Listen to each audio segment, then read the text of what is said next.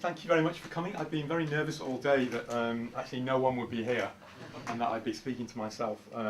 This is quite a big event for me because in many ways this is the book that I've always wanted to write since I entered academia.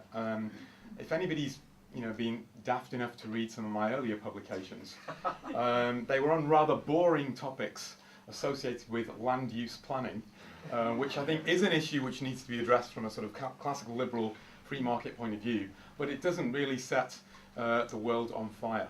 And this book is my attempt to set the world on fire. In fact, whether or not I do, will remain to be seen. So what is the book about? Well, it's my attempt to offer a comprehensive defence of classical liberalism. And I try to do that in a particular way which links the economic arguments that are typically advanced in favour of a classical liberal regime of limited government and open markets to the moral and political arguments which are related to the case for these institutions as well. The link is provided by this concept of robust political economy, which is the title of the book. So what does robust political economy refer to? It's referring to the idea of institutional robustness. We need political institutions which are robust. We need them to be robust because those institutions need to withstand the stresses and strains which are wrought by various human weaknesses. And there are two human weaknesses that I focus on in the book. One of them is the problem of limited rationality, the Hayekian knowledge problem, if you like, the idea that human beings are not fully rational agents, they are not omniscient beings, they always operate in the world on the basis of a great deal of uncertainty when they're making choices.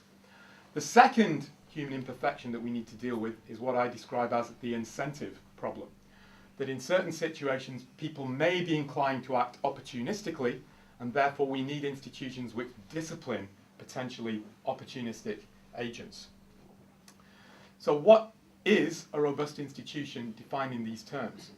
Well, the book basically mounts a sustained defence of the liberal principle of exit as opposed to some notion of central planning on the one hand, but also as opposed to some notions of democratic voice on the other hand. This book is not just a critique of old-style central planning, it's my attempt to offer a fully fledged critique of democracy itself. Now that's not an argument against democracy, I hasten to add. It's an argument for trying to show that we should limit the scope of what democratic institutions should do if we want to get the best from them. And that's the argument that I try to articulate through the book. Now some of the arguments will be familiar to people in this room, especially those who've got more of an economics background. The first part of the book deals with what I describe as challenges to classical liberalism. And I look at a challenge from economic theory, what I describe as the challenge of neoclassical economics. So I use this notion of robust political economy to show that neoclassical understandings of markets and of state intervention do not meet the criteria of robustness which I set out in the book. But the rest of the first part of the book goes on to use those arguments not just against these economic challenges to classical liberalism, but also against moral and ethical challenges to classical liberalism which have been launched as well. So I have two chapters which deal with what I describe as the challenge of communitarianism, and a further chapter which deals with what I describe as the challenge of egalitarianism, issues to do with social justice.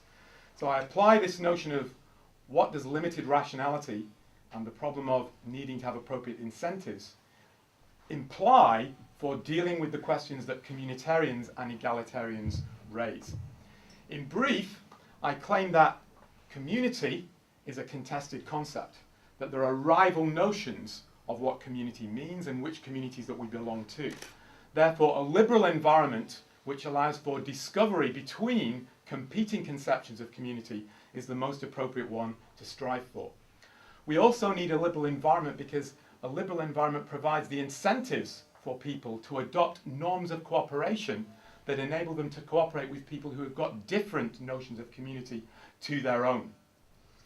In terms of the challenge of egalitarianism, I claim that in a world of imperfect knowledge and limited rationality, we do not know what social justice requires.